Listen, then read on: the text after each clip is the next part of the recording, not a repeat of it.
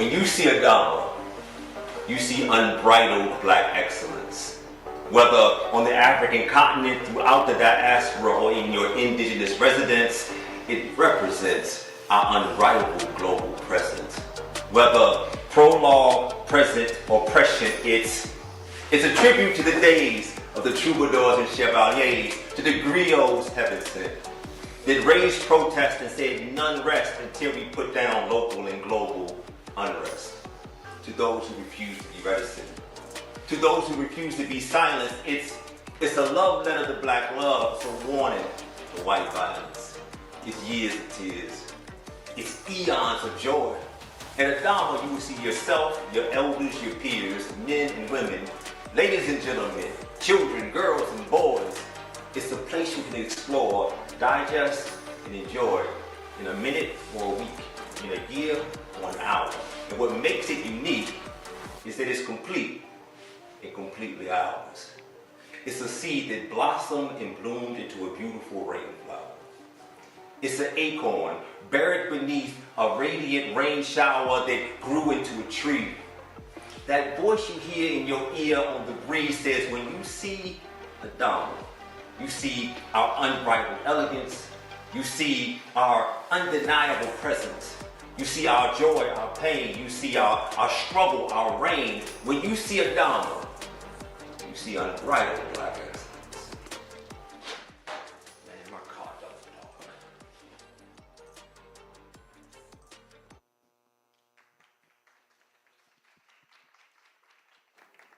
Thank you, everyone. Thank you for coming out. On behalf of ADAMA and our team, we are so grateful to see so many people attend today's Arts Salon. My name is Rhonda Patrick. I am the board chair of ADAMA. Our board is all about, so thank you once again for coming out. We want to welcome you to the third episode of the fall 2024 season of ADAMA's Arts Salon. For the Arts Salon series, it's a seasonal series, and one takes place in the fall from September through November. And the second series begins March through May. With the 2 episodes airing a month, this is the first season where all episodes will take place at Pittsburgh Yards, and we're excited about that. ADAMA has the exhibition, If You Look Hard Enough, You Can See Our Future, which is currently on view here. It closes on November 2nd, and we're hosting other fantastic events at Pittsburgh Yards throughout the year. So to keep to date with everything, please check us out at ADAMA _ATL, and you can check out our website as well, adamatl.org from time to time. Please come by and see us after the talk as well. Our current exhibition is curated from the Nando's Art Collection. It's the largest of the South African contemporary masterworks. If you look hard enough, you can see our future. It makes its Southeast debut at the African Diaspora Museum of Atlanta. The critically acclaimed exhibition features nearly 30 pieces never seen together before. It's assembled together for the first time to narrate a story that transcends geographical and temporal boundaries. This exhibit, critically acclaimed for its curated and the unique perspective it represents, it offers a profound glimpse in the future through the lens of South African contemporary art. This exhibition features a variety of mediums and artistic expressions ranging from Portugal to abstract representations of South African life. So moderated and paneled bios for each of you. So we have Errin Haines in conversation with Sam Nhlengethwa. So Errin Haines is the editor at large, and the founding mother of the 19th, a nonprofit independent newsroom focused on the intersection of gender, politics, and policy. She's also the host of the 19th weekly political podcast, The Amendment, and an MSNBC contributor. Errin was previously a national writer on race and ethnicity for the Associated Press. She has also worked at the Washington Post, at the Los Angeles Times, and the Orlando Sentinel. Errin's experience on issues of race, gender, and politics makes her a thoughtful thought leader in her industry. She has also taught at the Georgetown University Institute of Politics and Princeton University, and she is based in Atlanta. Let us welcome Errin.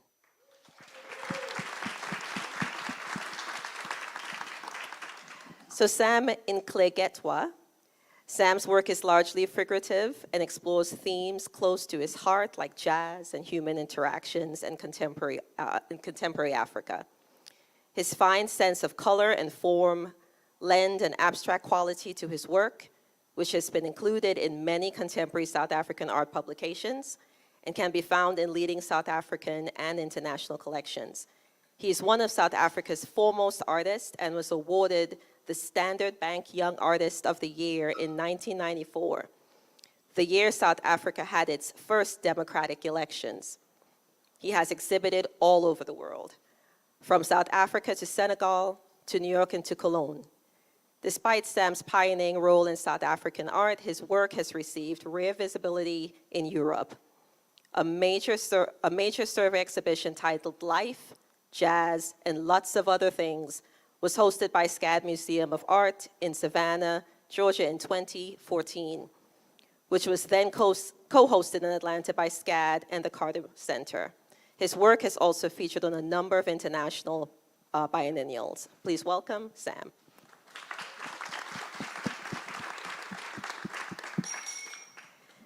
So Diane Victor is renowned for her expert printmaking and draftsmanship.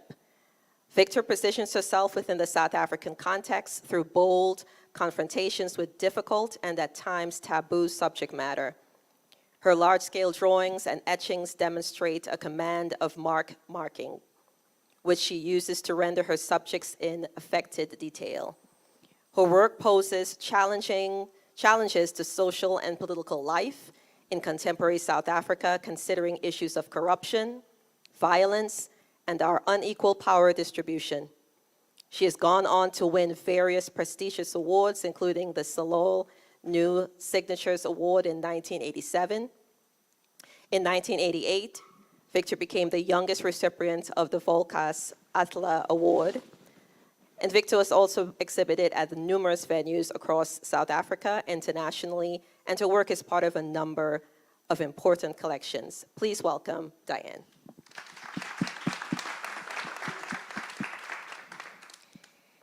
Buthelezi, hope I pronounced that correctly. Mbongeni, thank you. Known for his plastic painting and environmental themes, Mbongeni, repurposes plastic for use in his artwork in an effort to minimize pollution and to raise awareness of the dangers of single-use plastic that ends in the oceans and landfills. He uses different techniques to melt the plastic and then applies it to a recycled canvas to create vivid, striking, abstract works or depictions of animals. The use of these materials show Buthelezi awareness of environmental problems and the physical decay of the townships, as well as the references to general social and political impoverishment and floor of opportunities and alternatives that he observes in South Africa. His works have been exhibited internationally at solo and group exhibitions, including the Museum of African Art in New York, the Goethe Museum in Germany, as well as the Prague Biennale.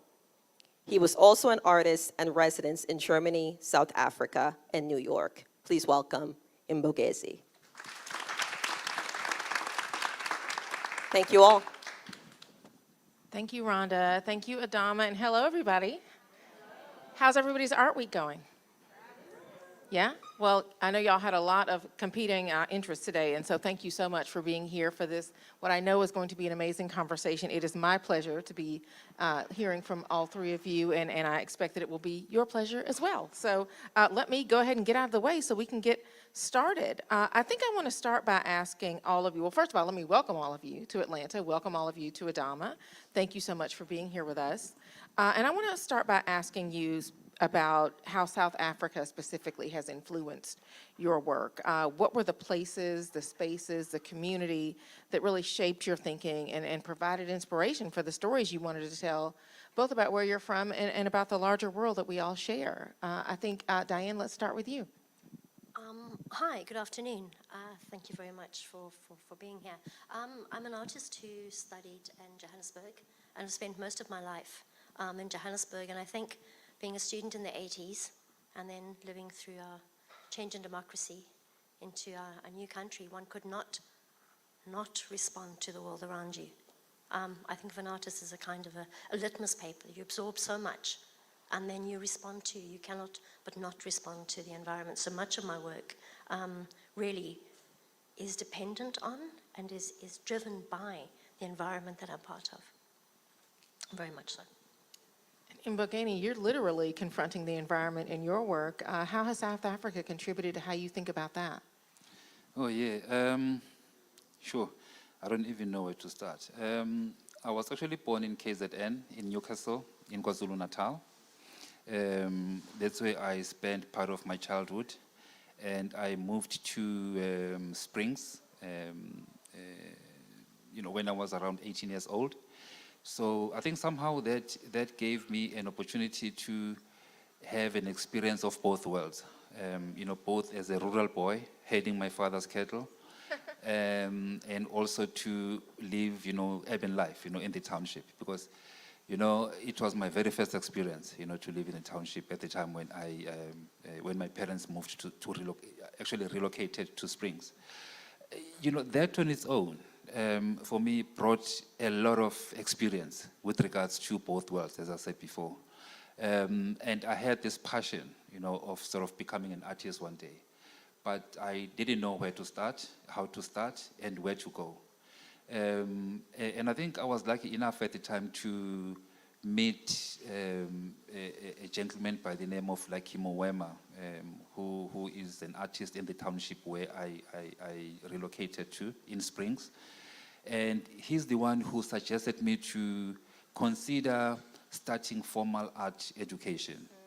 And he sent me to a community-based organization or institution called Funda Center. Funda means learn as you grow, or grow as you learn, something like that. So I went to Funda. That's where I started my formal art education, to sort of formally got to be introduced, to oil paints, watercolors, and all those formal traditional ways of making art, which was very new to me. But I confronted the situation where resources with time became difficult to access. I think it's safe to say that partly one of the reasons why I moved towards the direction that I went, with regards to using plastics, is lack of not resources and not having money, to be able to achieve that dream. And thanks God, because somehow it made me, that on its own made me realize that, gosh, world has got challenges, and it taught me to understand that as an artist, you don't only create objects, that hang on the wall, look nice and all of that. You also need to convey a certain message using your art. And I think I realized that, I've got this power to extend this, understanding of how somehow in my small world, how the world operates and what to do to be able to try and spread the word out there. I'm sure we'll pretty discuss quite a number of things later on. Yeah, that's so fascinating what you're saying about, it wasn't just the environment, but your environment that really inspired the materials that you ended up using to convey the message that you convey to the world. Oh yeah, the college where I started, to be honest, I was one of the very few students that couldn't really afford to buy anything. But I was lucky enough to be in a space where plastics were everywhere. And I said to lucky or not, or unlucky, I guess, yeah. So, I think I was meant to actually go this direction because, when I started picking up all these colors, because deep down in my heart, at the back of my head, there's something that said, you cannot struggle when we have all these colors in your disposal, The mere fact that I can collect plastics in the environment where I found myself, it means somehow, one way or the other, I'm now beginning to contribute towards trying to face the challenge that my community is facing head on. And today, I've really produced hundreds of artworks, using plastics. And somehow I asked myself, if it wasn't for me using plastics, where would those plastics be today? Absolutely. Sam, talk to me about how South Africa shaped you as an artist.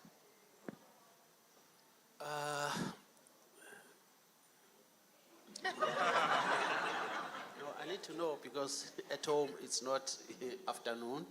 So good afternoon, everyone, and thanks for coming. Maybe I should start right during 1976 riots. I was in high school, and we were the first group that started to protest about what was known Soweto riots, but it was all over the townships in South Africa. And our issue was, it was difficult to understand the oppressors' language, and we thought that they're taking us for granted now to teach us their language to study maths and science. So if many people don't know, that is where we started. I said, no, you can't do this to us. And then that's when we started to revolt. And that's when many students were killed, because the army thought we were part of the terrorists, but we were fighting for our rights. So various schools around the townships, some teachers and the principals will sort of like keep us in the schoolyards and wouldn't be doing the normal subjects. I remember in our class, our teacher, Mr. Pilankulo, he said, feel free to do anything you want. You can draw something in front of you, you can do whatever you want. So my desk was near the window, and I opened the window. I took my exercise book, and then I started to do the garden within our school. So later he was like checking who did what. And then he said to me, Sam, you must consider studying art. He highlighted things that I didn't realize. He said, you've captured the perspective very well. And from where you are, I can tell that even that window, it shows that you are right here in this garden. And I don't know really if that gentleman didn't put those words in my mind, whether I would be an artist today. Because the chaos in the townships, 1976, it ran out throughout the year. And then on the other hand, I said, okay, let me apply to go and study art in another province where it comes from, KZN. And I was accepted. And I felt that it calmed my mother, because my mother was worried that maybe one day I won't come home, because really, students were dying. So, 77, I went to go and study art. And during winter holidays, I will also attend to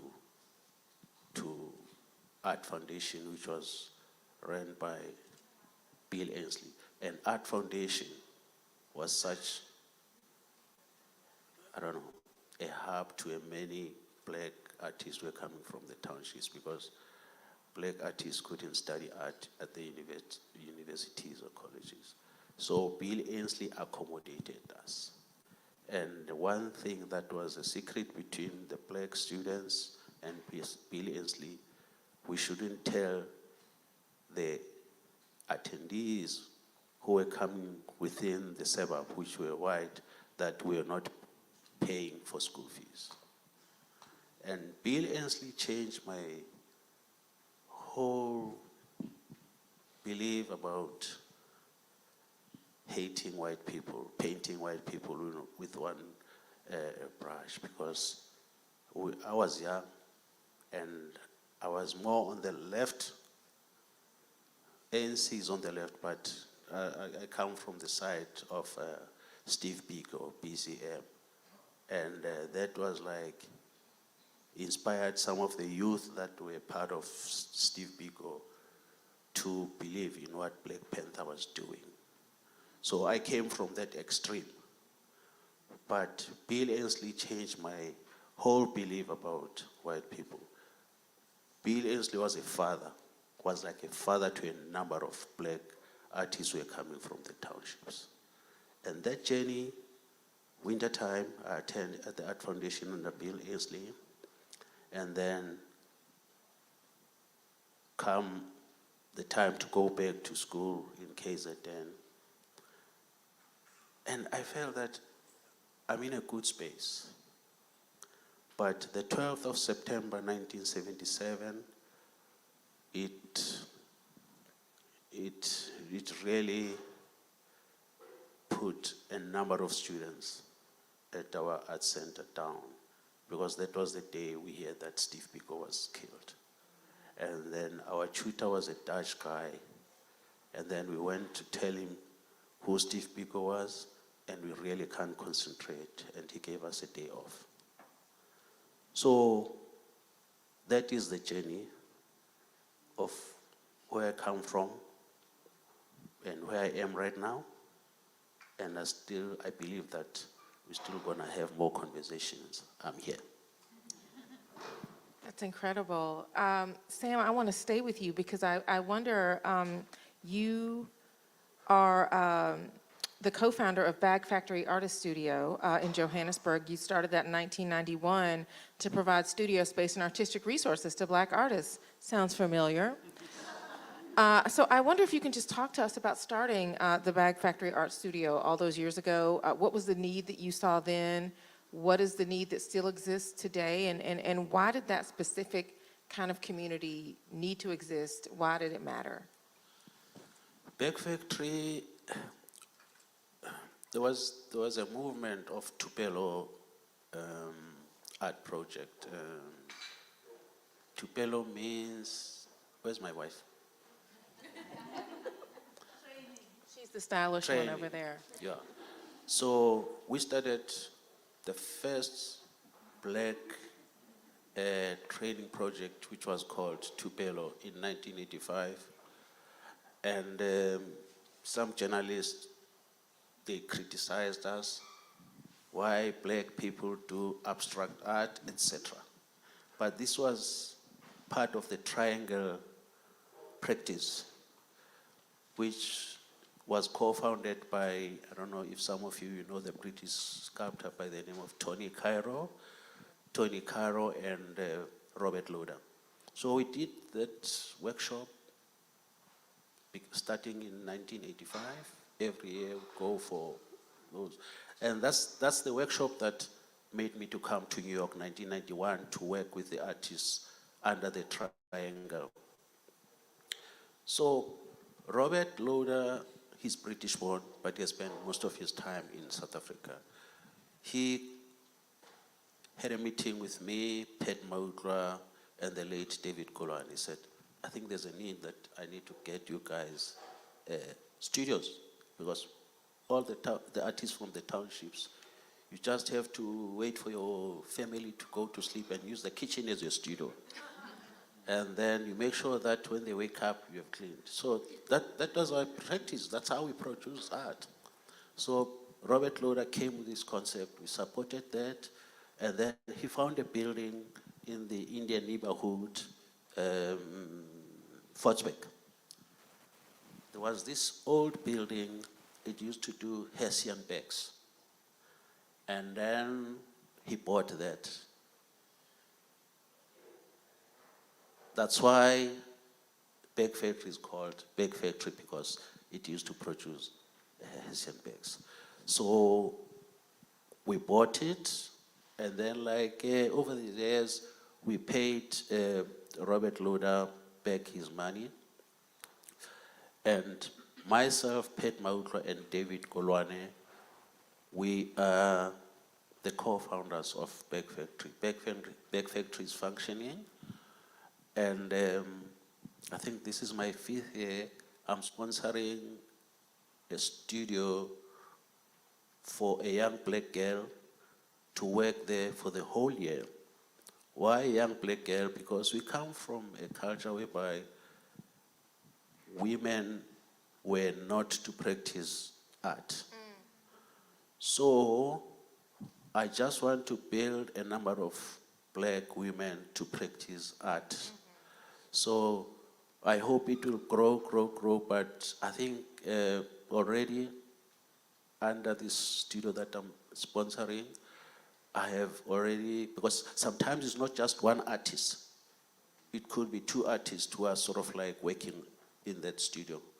So that's the legacy that I want to leave behind, that I'm sort of like putting young black girls on a platform to compete.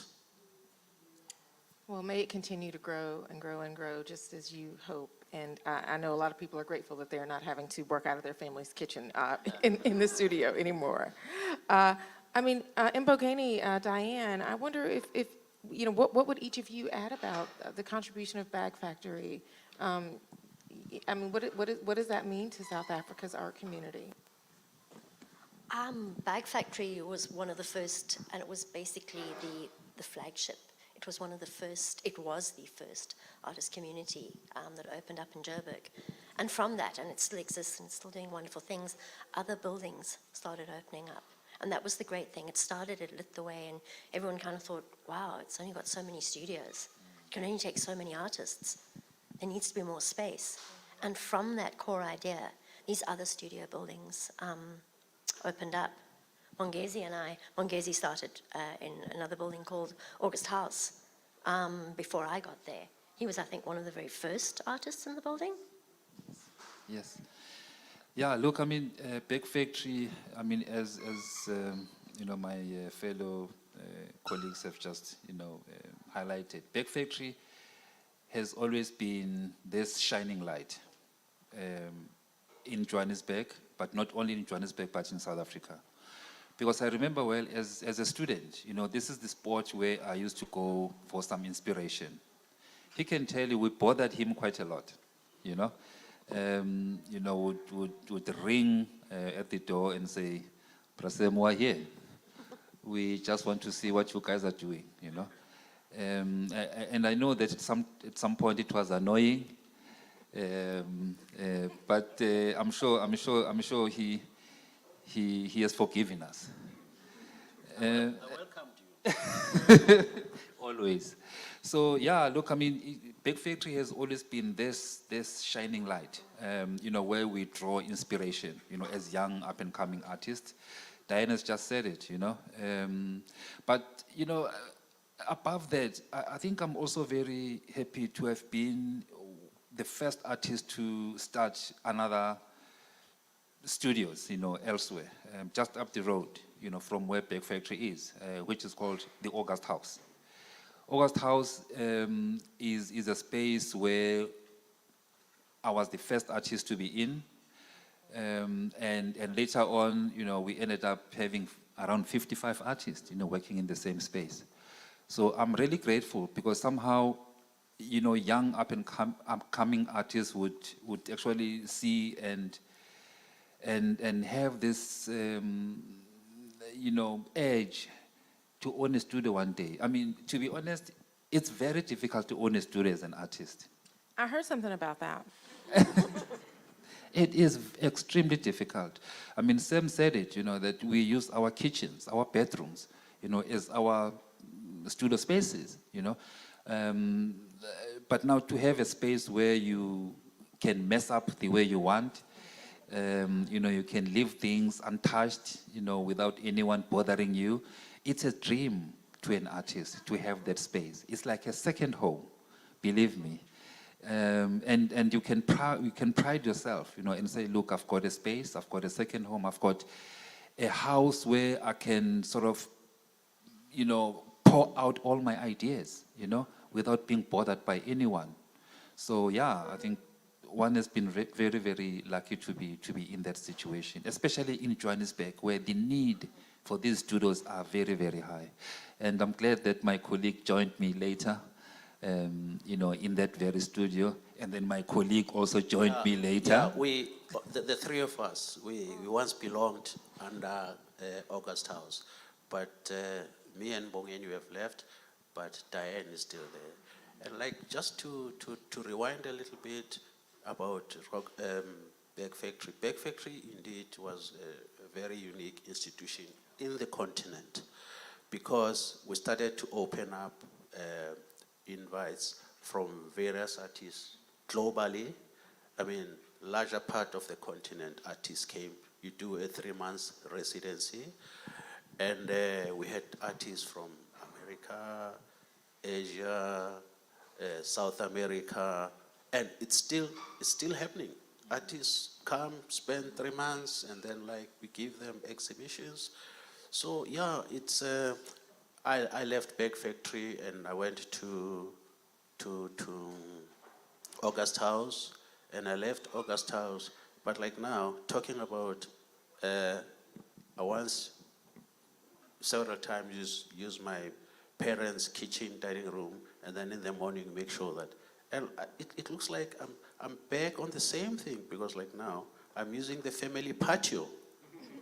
I'm back at our house working there, whilst my architect is busy preparing a studio at our house. So it worries me, because I need to make sure that I don't mess up and make my wife angry. She's ready for that the Bag Factory too to get built in the backyard, it sounds like. In case y'all can't tell, you three have actually known each other for quite some time. I want to ask about, you started to talk about how you met and why you connected, but I wonder if there's a story somebody wants to share about who you met, how you met them, and what was it that made you connect? Sounds like Diane's got a story. You go first. Excuse me. It's a man on the run. Okay, cool. It's not really a story per se. The Johannesburg art community is a really strongly knit art community. There's not that many artists. There are more now. But initially, everybody knew everybody.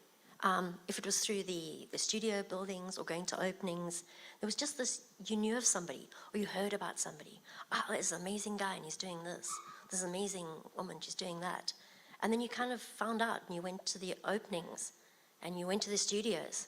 Also, I'm involved with teaching at a couple of different institutions. And the second you're working with students, you pick up from them as well and you feed back into them. So it's a very open art society.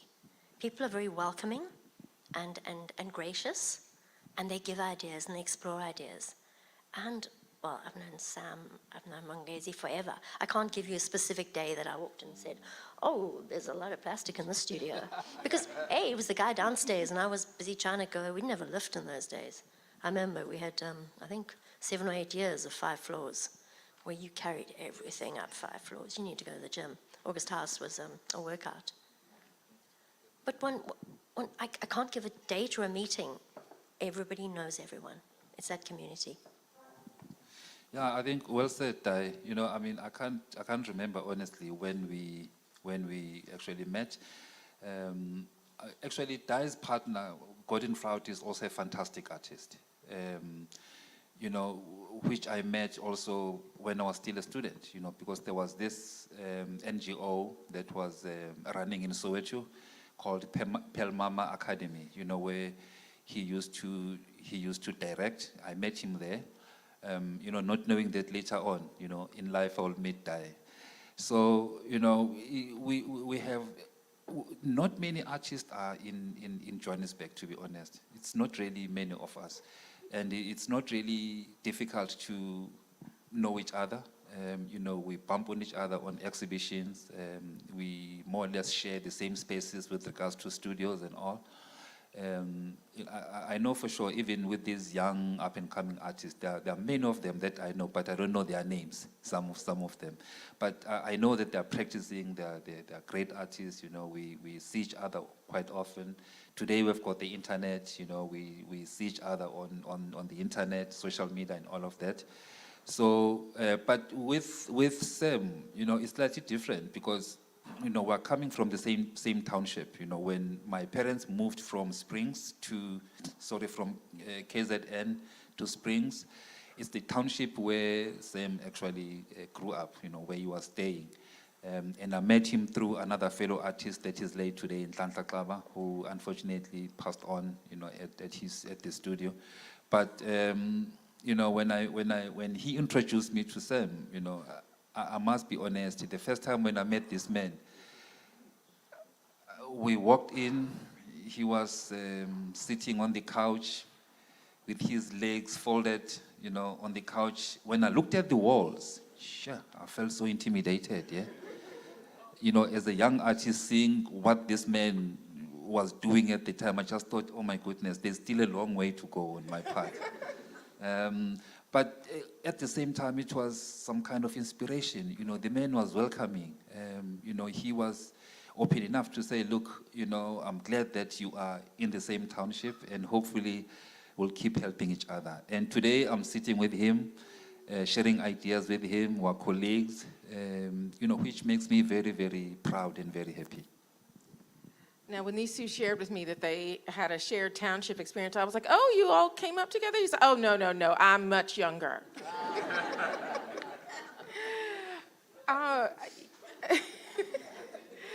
Mbongeni, I want to talk to you some more about your work. You talked about, using plastic as your medium, cutting it into those little pieces, gluing them onto the canvas, making these surfaces and structures. But I mean, your awareness of environmental problems, the physical decay of these townships, and the references to just kind of the inequality in our world, that is the message that you're trying to convey with these plastics. Why did that become important to you to communicate? Do you feel like, as a society, I suspect I know the answer to this, but as a society, are we sensing the urgency of the message that you are trying to convey? Sure. To be honest, it's very difficult to know and understand whether the message is getting through to where it's supposed to get to.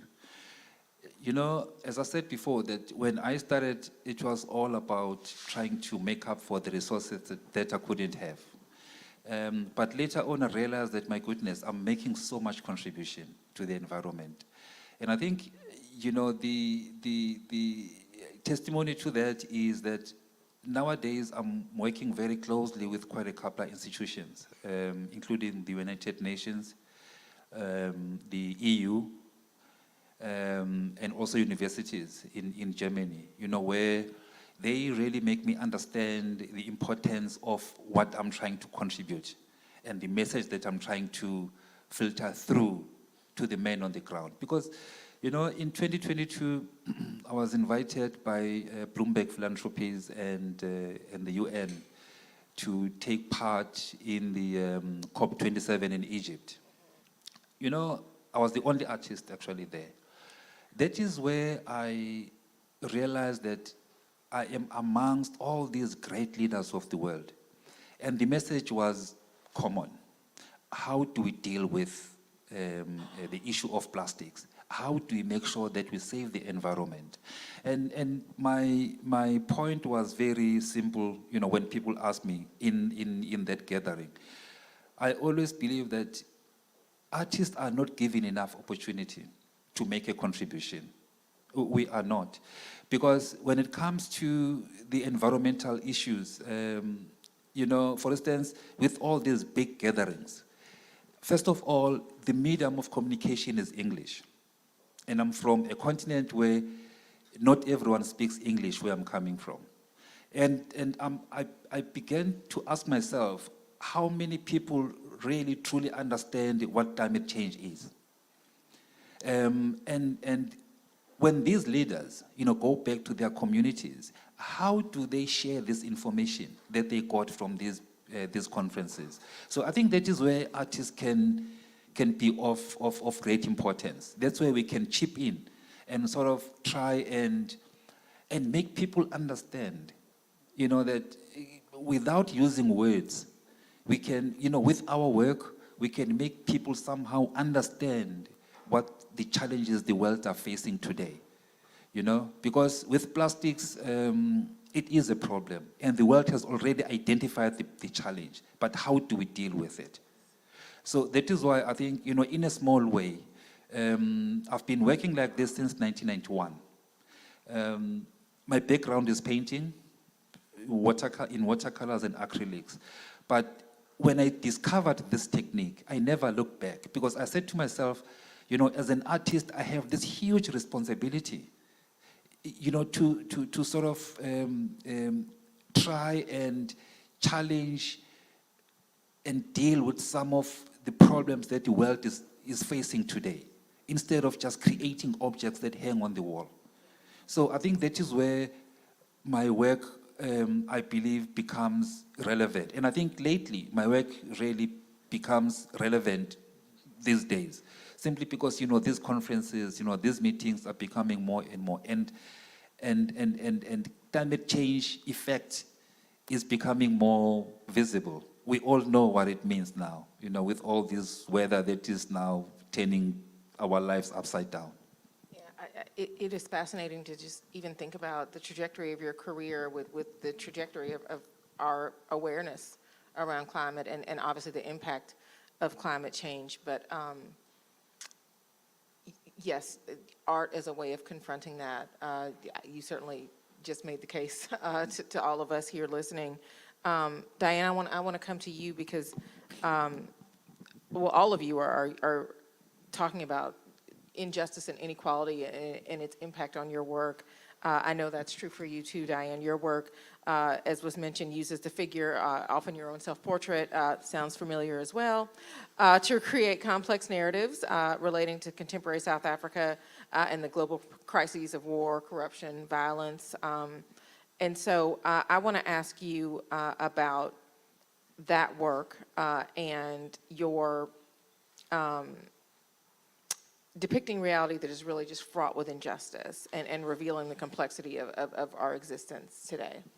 Attempting to respond to the complexity, certainly not revealing. Again, I spoke earlier, I said it's almost images that I couldn't not make. So much of my process is based on drawing, and drawing is an incredibly immediate process. You think of something and you make a mark. You draw it, you note it, you extract it out of yourself. And I sometimes think of drawing as a kind of purging of something that makes me incredibly angry. And the only way I can make any difference in the world, well, I don't make a difference in the world, I make images. And I think some of my idealism's a little bit rusted around the edges, is a situation or an incident that really upsets or angers me. My way of coping is to draw it out. I draw it out, and it obviously mediates and changes through that drawing. You're not working from a photograph. You're not doing a likeness of something. You're allowing it to kind of percolate through yourself, and then it's extracted through your thinking, very much as a child would do. You draw it out, and from that, my images grow. So there's very often I keep a workbook next to myself when I'm driving. A little bit like Atlanta, but not as extreme as Atlanta. We have a lot of traffic. And I spend a lot of time in the traffic, often with the radio on, listening to news. And something comes up, I've got a drawing book next to me in the car. They'll say don't drink and draw, and I agree that. But you really can drink and, you really can drive and draw. So ideas that come up, I actually just jot down when I'm working. So it's an immediacy of thinking of something, because I think visually, I produce images. And then the process of making the image, specifically if it's an etching, the work that's on exhibition here is a large multi-plate etching. And etching's not something you do, you know, quickly. You've really got to think about what you're doing, because each plate has got to be cut and shaped and planned, and the embossing. And through that process, so from the immediacy of the drawing, it's my way of processing a situation, producing an image with the hope that it goes out as my form of communicating with the world. As I say, I do believe these days that art doesn't really change the world, but I still have that hope that it can change the way people think. It gets people to question. Even if it creates an angry response, better that than a sense of indifference. So I've often had critique leveled towards my work of, oh, how dare you draw that? You have no right to. And for me, I make an image as a form of memory. If something isn't drawn, often it's forgotten. And it's a way of documenting and leaving a trace of what I've experienced and what I leave behind. Yeah. Yeah, leaving that mark. That's so important. Excuse me, one last point that I missed, if you don't mind, I may add. Not at all. You know, with regards to, you know, what I've mentioned about my work, I think one other important part of my work is to try and demonstrate, you know, to young up-and-coming artists that good art doesn't necessarily come from you having a lot of money in your pocket. Good art has always been about how you bring different ideas together to make sense out of it. Because I've realized that sometimes, you know, young artists will always say, oh no, I cannot do this because I don't have money. You know, money has become a scapegoat of them being lazy, you know. Whereas there is so much. I think, you know, today the world can offer a lot to all of us. You know, hence I believe that my work somehow tries to demonstrate the fact that you can go the distance with very little. I've traveled the world. I have met important leaders in the world. I have, you know, achieved things that I never even thought I would ever achieve in my entire life. But through the work, my work, you know, I've managed to do that. So I believe that if there are young artists here, it's possible. It can be done. You don't really need loads of cash for you to be successful in life. Sam, I want to come back to you because you were born into a family of jazz lovers, I understand, and your work was inspired by jazz in the townships that you grew up in. So I want to ask you about the influence of jazz in your work. Yeah, that's so true. But I think before I forget is to tell the audience, I'll come to the jazz part, is to tell the audience about Mbongeni. He recycles, he brings dead plastics to life. In a similar way, doing collage, I use old magazines, and those magazines, if they are no longer in use, they go into the dustbins. So I also recycle in a way, and to a certain extent, when the billboards, they scrape them, put the new ones, I collect that material. K. Hassan as well. So the three of us, we like recycling.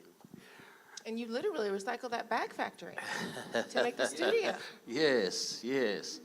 And the other part that I want to touch is okay, let me not say I, because my wife is here. We. I love the accountability. We collect art, we collect antique furniture, we collect classic cars. Why I want to mention that is because I have Diane's unique pieces. She'll explain that.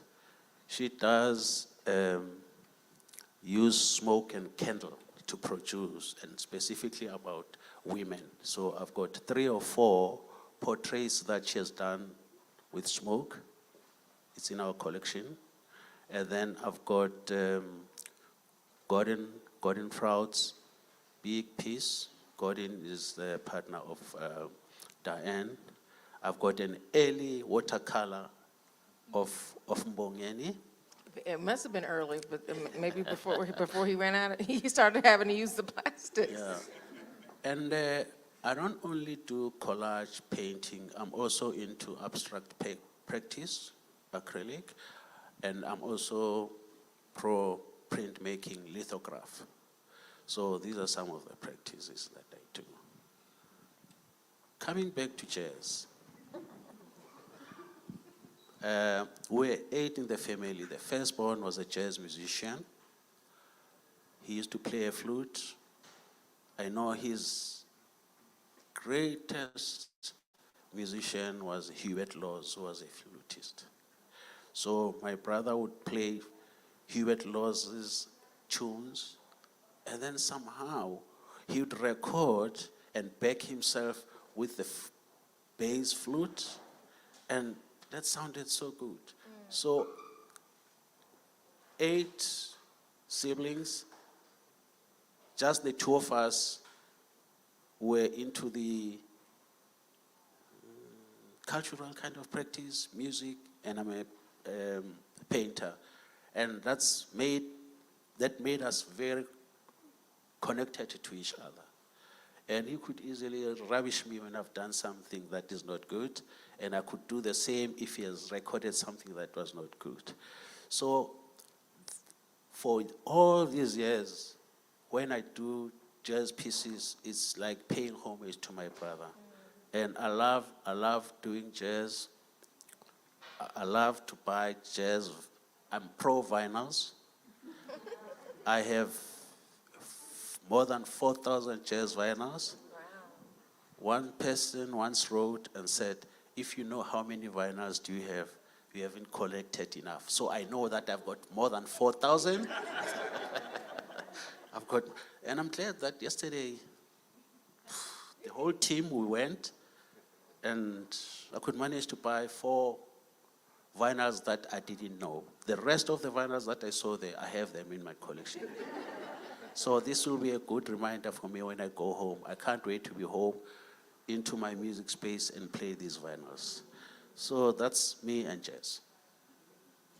Okay, well, we are about to open it up for questions, so I want you all to think about questions that you may have for Sam and Mbongeni and Diane. But before we do that, like I said, you all have known each other for a long time, and given your relationships with each other, I wonder if there's one thing that each of you have learned from each other that you could share.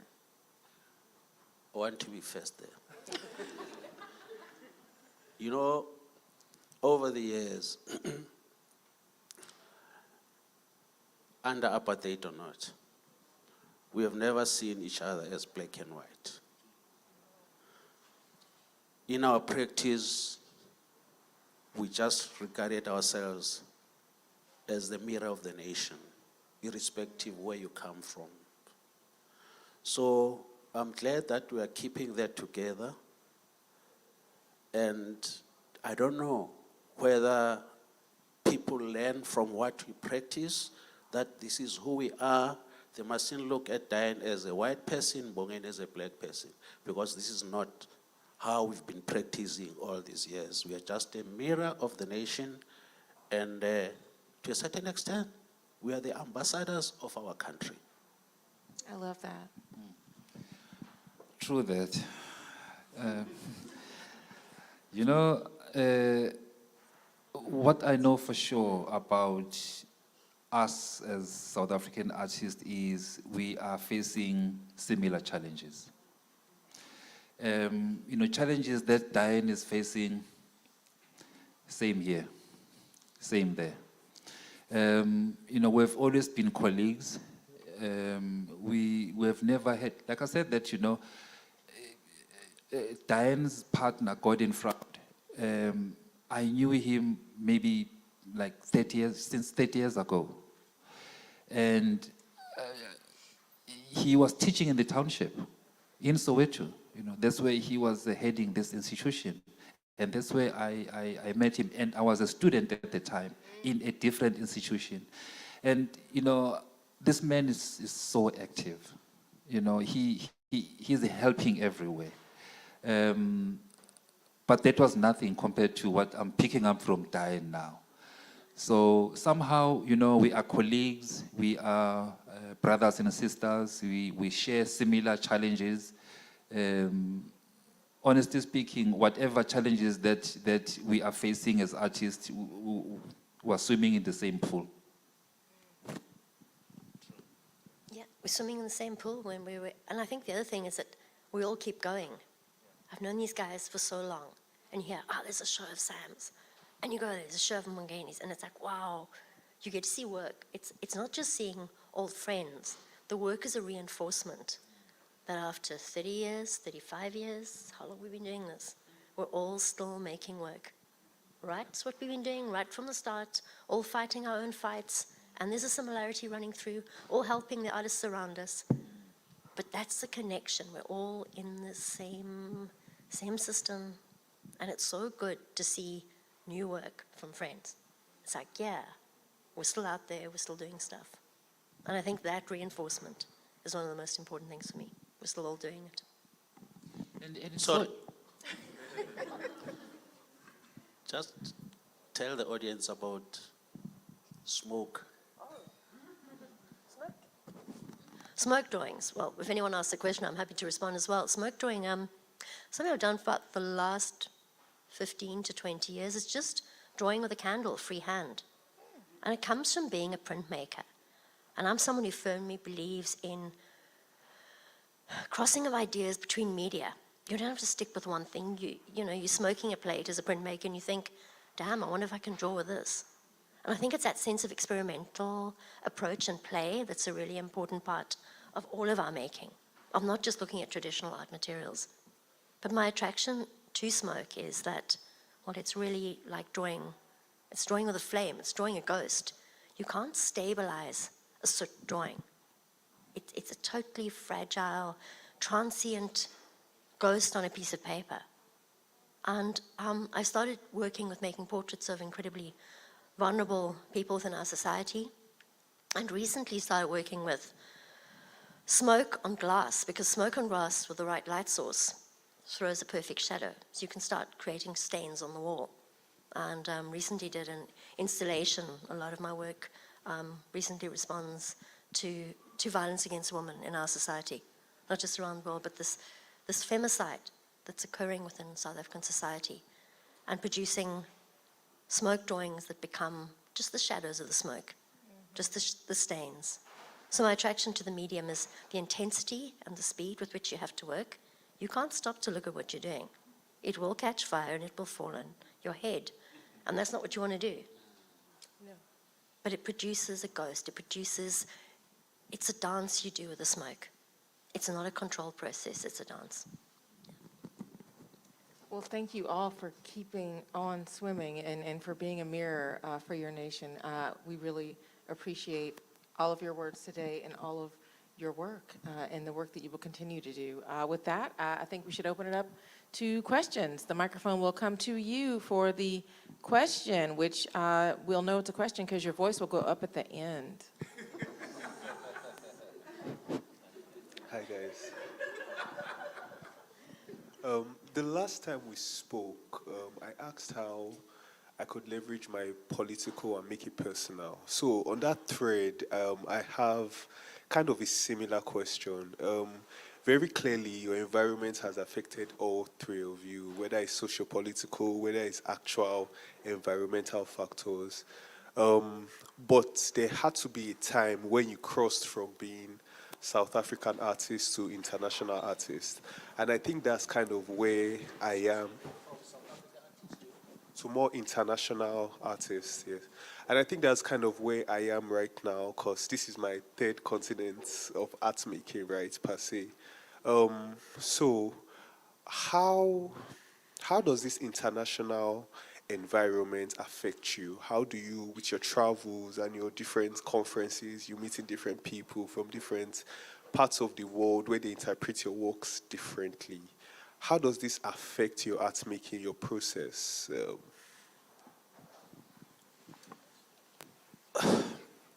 Do you know, during the apartheid days, we were just like painting. There was theater, there was whatever. It was not us who were saying we're doing protest art. It was the journalists.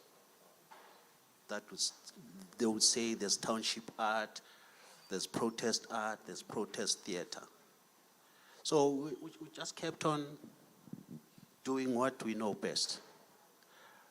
I remember I was asked by a journalist post-apartheid and said, Sam, seeing that you are into democracy now, do you think the ideas are gonna run dry? I said, no, never.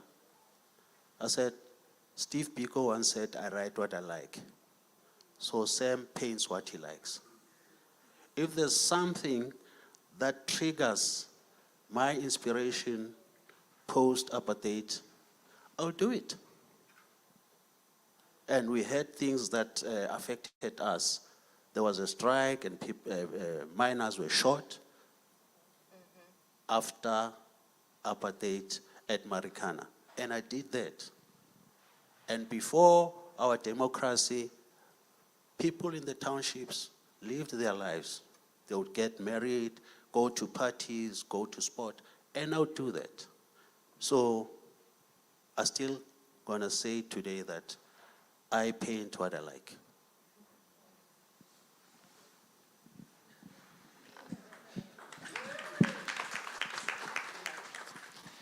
Well, I think on my part, I will be very brief with regards to this because, you know, I think as South Africa, we have been isolated from the world for way too long. And we didn't have this experience of traveling, you know, before 1994, especially, you know, us as artists. It's very few artists who had the opportunity to go out there and learn from other fellow artists from outside the boundaries of our country. But I remember in 1998, if I'm not mistaken, I would like to thank Laurie, actually, Laurie and Farrell for that, you know, for organizing this big South African exhibition that took place at the Museum for African Art. I think that was the very first big group show to be hosted outside the country after 1994. And I think that was one of many ways of trying to sell South Africa and our culture and who we are. And that's where we started, some of us, to realize that, oh my goodness, the world is way too big. Because before then, you know, I'm talking about myself. I mean, I knew very little with regards to traveling and share ideas with other artists out there, that there is so much that one can learn from that. And when I got to that exhibition, I was lucky enough, actually, to proceed my journey to Vermont Studio Artist Center, you know, where I stayed for 4 months. That was an eye-opener. You know, to live with 60 artists from different parts of the world, share everything. You know, you share food, you share materials, you share space, you share almost everything. I think this is the exposure that I think you deserve to be exposed to as an artist, for you to be able to learn and exchange ideas. Something that we never had the opportunity to be exposed to before. So I don't know whether this answers your question, but you know, there's always a lot to learn from fellow human beings around the world, all the time. And, excuse me, and the other thing is like, where's Laurie? Okay, Mbongeni spoke about what Laurie did, and I can say the same thing, because I would say the show that Laurie put together, it made me had some goosebumps, because I was inspired by Romain Bieden. And Laurie gave me the opportunity to have some of my artworks next to Romain Bieden. So it makes you feel that you're part of the world. And thanks to Laurie. I love that. All right, I think we've got time for one more. So my question actually ties right into the first question. So I think it was Mbongeni who talked about 1991 and sustainability, and how we currently in America think we've Christopher Columbus the new sustainability and Teslas, but you were ahead of your time, I'm assuming, in 1991 to take plastics and create art. And I think about I just actually saw Do the Right Thing. And when I saw that as a teenager, I thought, what is the crazy man on the street talking about sustainability and the ocean? And we were all like, yeah, that's the crazy drunk man. But he was way ahead of his time, and Spike Lee even, in having a character like that. So as we think we in America are the first people to make you aware of how we've destroyed the world and want you to come around, where did you decide, and was that something in South Africa where you were already pushing the sustainability piece, or were you aware of it just in your creative world before anyone? Not really, not really. You know, when I started in 1991, because I remember very well, the very first plastic that I picked up was in September 1991.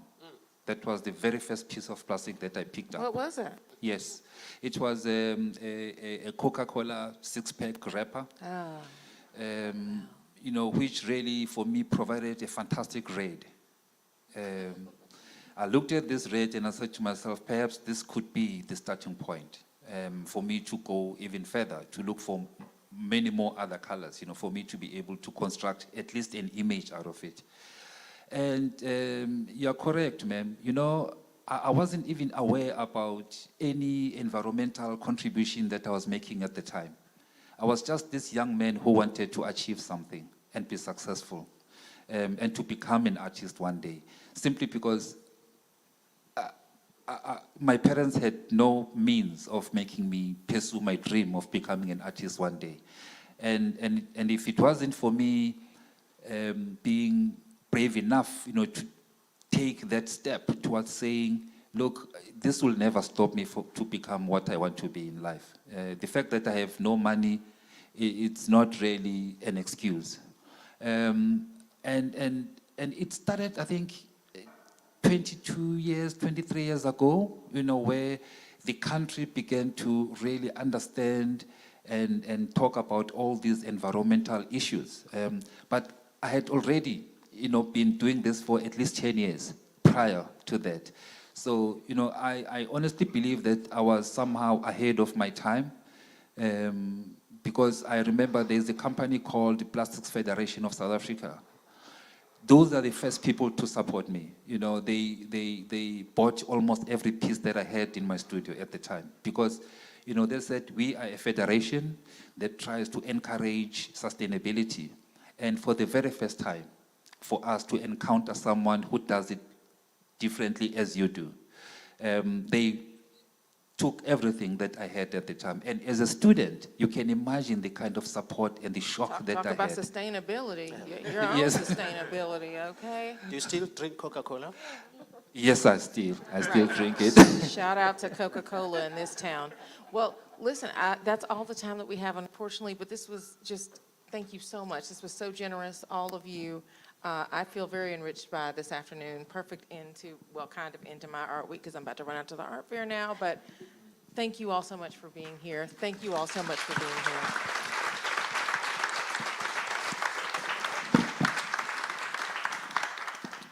Thank you, thank you, thank you. Once again, please, y'all, make some noise. Put your hands together for Diane Victor, Mbongeni Buthelezi, Sam Nhlengethwa, and our moderator, Errin Haines. Yes.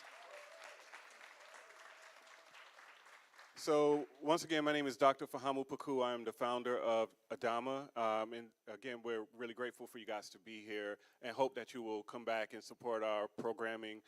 You may have seen around some little cards that list our schedule for the rest of the fall season. So, you know, please mark your calendars for our events. Our next Arts Salon, which is this conversation series that you've been a part of today, will be October 20th, and we'll be right here again. There won't be any chicken and waffles, but your presence is still welcomed. Before you go, we want to make sure, make a couple of quick announcements for you. There are some swag bags here, courtesy of Nando's, and we encourage each of you all to please take one. There's some, like, you know, nice sauces and other kinds of gifts and goodies in the bag for you to enjoy. But I also want to give some special thank yous and shout outs. So first of all, please stand, Lori Ann Farrell.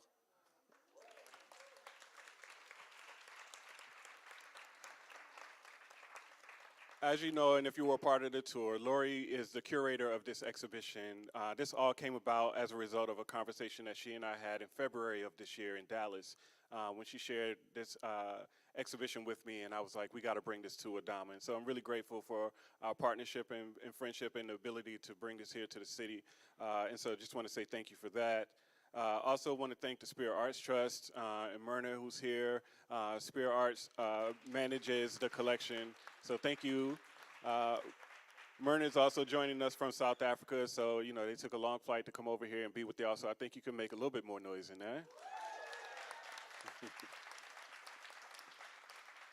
And also want to thank Nando's. I don't eat chicken, but I heard it was really good. And I'm also told that there's plenty of food left. So please, you know, get you some aluminum foil, like my grandma say, and take your plate with you. We also want to thank our sponsors for today, Butter ATL. Big shout out to Butter ATL for helping to put this on. As well as the City of Atlanta, Mayor's Office of Cultural Affairs, Fulton County Arts Council, and the Annie E. Casey Foundation, who support our programs and events. We also want to thank the Atlanta Art Week and Atlanta Art Fair, our host in our home, Pittsburgh Yards, as well as our AV partner, Stage Wing. Thank y'all for always making us look and sound so good. As well as ADAMA's board and staff. Please, any ADAMA board and staff members in the room, please stand up, wave your hands. So, Martina, stand up. Everybody stand up. Stand up, wave your hands so that people can see you. Last but not least, Daryl and your team, thank you for as well. But last but not least, Mbongeni is correct. It does not take a lot of money for an artist to make work. But institutions need money to operate and bring you great programs like this. And so, with that said, I would love for you guys to consider supporting ADAMA in any way that you can. Your presence is great, but your cash is a little better, you know what I'm saying? There's a QR code that will be up on the screen behind me in just a moment where you can make a donation to our institution so that we can continue to bring you programs like this. Our programs are always free. We want to make ourselves accessible to our community and to the city at large, and so we try to make sure that our programs can continue to be free, and your support enables us to do that. Also, I want to point out that inside the gallery, just behind the desk, you'll see a number of very small works which are a part of a co-op and program that happens in South Africa, where artists are given blank canvases and pieces to work on, and those pieces go to support those artists as they continue to develop and grow in their career, but they also support this organization. So the works are highly affordable, and you better get you some. You could take one, but you could take 2, 3, or 4. Your support, again, in purchasing those works supports artists working in South Africa, but also supports ADAMA, and we appreciate you for being here. Again, I'm Dr. Fahamu Paku. Follow us on Instagram at ADAMA_ATL, and our website is adamatl.org. Thank you all for being here.